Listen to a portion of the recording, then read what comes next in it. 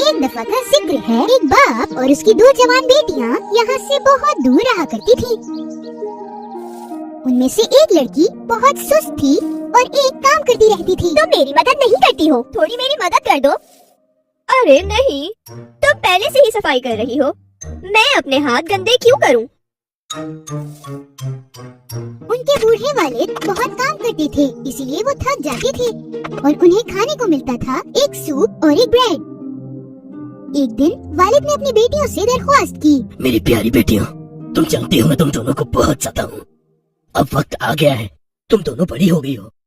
मुझे लगता है मुझे अब तुम पे कुछ और जिम्मेदारियाँ डालनी होगी बेटा। मैं चाहता हूँ कि तुम दोनों कहीं जाओ और जाकर अपने लिए कोई काम ढूंढो। आप सही कह रहे हैं बाबा, मैं अपने लिए नौकरी जरूर ढूंढ लूंगी।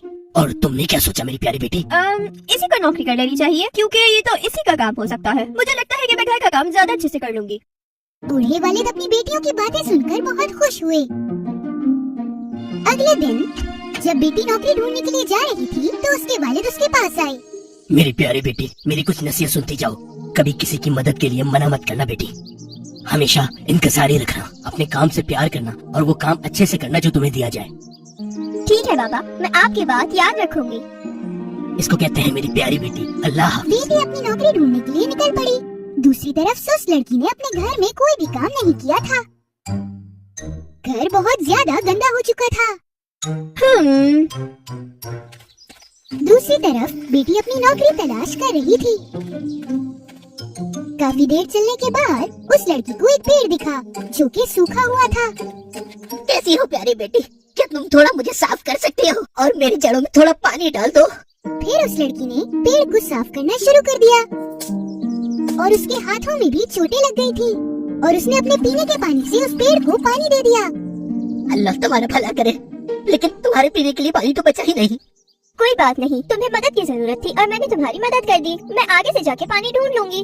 वो लड़की अपने रास्ते पर निकल पड़ी। फिर उसे एक गुफा दिखी जो कि टूटी हुई थी। ए प्यारी लड़की, क्या तुम मुझे कुछ सही कर सकती हो ताकि मैं अच्छा दिखूं? मेहनती लड़की ने नीचे से कीचड़ उठाई और सारी जगहों को भर दिया। बहुत शुक्रिया तुम्हारा बेटी, लेकिन तुम मेरी वजह से बहुत गंदी हो गई हो। ओह कोई बात नहीं, कपड़े मायने नहीं रखते। आपको मदद की जरूरत थी और मैंने आपकी मदद कर दी। मेहनती लड़की दोबारा से अपने सफर के लिए निकल पड़ी। थोड़ी देर बाद एक जानवर उसके सामने आया जो कि बहुत काला था और उसे सर्दी भी लग रही थी। सुनो प्यारी लड़की, मैं खेल रही थी और गलती से गंदी हो गई। क्या तुम मुझे नहला सकती हो? मेहनती लड़की ने उस जानवर को नहलाया और वो पहले की तरह सफेद हो गई। बहुत बहुत शुक्रिया, मगर आप मेरी वजह से गीली हो गई हैं। तुम्हें मदद की जरूरत थी और मैंने तुम्हारी मदद कर दी। मैं वैसे ही बहुत गंदी थी और अब साफ हो गई हूँ। मेहनती लड़की दोबारा चल पड़ी। जब रात हो गई तो वो एक खूबसूरत घर के पास आकर रुकी। ओह, जहाँ 7 परियां रहती थी। मेहनती लड़की अंदर आई। हेलो, मैं माफी चाहती हूँ कि मैं आपके घर बगैर इजाजत अंदर चली आई। दरअसल मैं एक नौकरी की तलाश में यहाँ आई हूँ। तुम यहाँ काम कर सकती हो अगर तुम चाहो। हमारे घर में 7 कमरे हैं, मगर तुम्हें सिर्फ 6 कमरे साफ करने होंगे और 7वें कमरे में कभी जाना भी मत। मेहनती लड़की ने उनकी बात मान ली और वो रोजाना 6 कमरे साफ करती थी। जैसा कि परियों ने कहा था, वो 7वें कमरे में नहीं जाती थी और जब उसे तनख्वाह मिली तो उसने परियों से घर जाने की इजाजत मांगी। बिल्कुल प्यारी लड़की, तुम घर जा सकती हो, लेकिन ये बताओ कि तुम 7वें कमरे में क्यों नहीं गई? मेरे पापा कहते हैं कि जो काम करो ठीक से करो। मेरा काम सिर्फ 6 कमरों की सफाई करना था और ऐसा ही मैंने किया जैसा आपने कहा था। हम तुम्हें तुम्हारी ईमानदारी के लिए तोहफे से नवाजना चाहते हैं। चलो हमारे पीछे आओ। परियों ने उस लड़की को कहा कि वो 7वें कमरे में जाए। जब वो अंदर गई तो उसने बहुत सारा सोना देखा। अब तुम इस तमाम सोने के पास घूमो और जो तुमसे चिपका वो सब तुम्हारा हो जाएगा। मेहनती लड़की सारे सोने के सिक्के उठाने लगी। वो भी एक परी की तरह दिख रही थी। फिर मेहनती लड़की अपने घर के लिए निकल पड़ी। रास्ते में उसे वही जानवर दिखे जिसे उसने नहलाया था और उसने बहुत सारे मोती पहने हुए थे।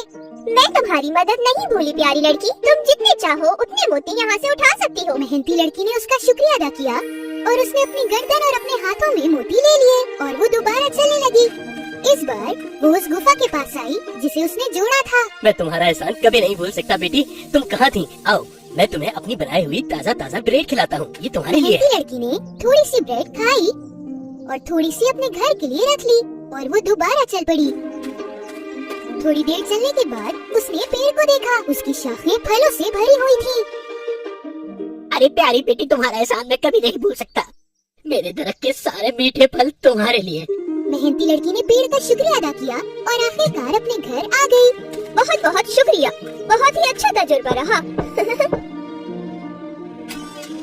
उसके वालिद और उसकी बहन ने उसको खुशामदीद कहा। मेहनती लड़की के पास बहुत सारा सोना था और ये देखकर सुस्त बहन बहुत हसद करने लगी जब उसने देखा कि उसकी बहन बहुत अमीर हो गई है। इन सिक्कों को तो देखो जरा, मुझे भी कोई ऐसी जगह जाना होगा जहाँ मुझे इसके जैसी ही नौकरी मिले। अगर ये सोना लेकर आई है तो मैं हीरे लाऊंगी। सुस्त लड़की ने अपने वालिद को बताया कि वो नौकरी ढूंढने के लिए जा रही है। अरे बेटी, तुमसे तो हमारे घर का ही काम नहीं होता। तुम बाहर जाकर क्या काम करोगी? सुस्त लड़की अपने वालिद की बात सुने बगैर ही वहाँ से चली गई। वो दिन रात चलती रही।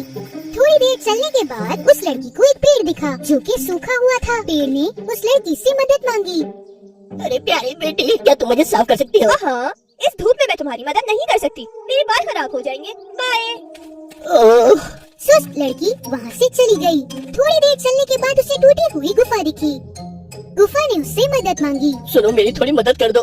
मैं अपनी खूबसूरत हाथ तुम्हें साफ करने में खराब नहीं कर सकती। आखिर मेरी नेल पॉलिश हट जाएगी। बाय।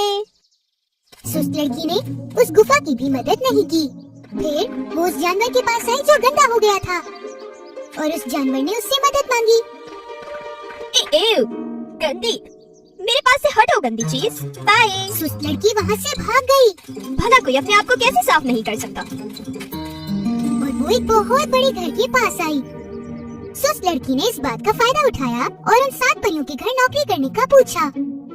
सबसे बड़ी परी ने कहा कि वो यहाँ पर पूरा साल काम करे और सिर्फ 6 कमरे साफ करे। याद रखना, 7वें कमरे में तुम कभी भी नहीं जाओगी। सुस्त लड़की ने कुछ महीनों तक 6 कमरे साफ किए।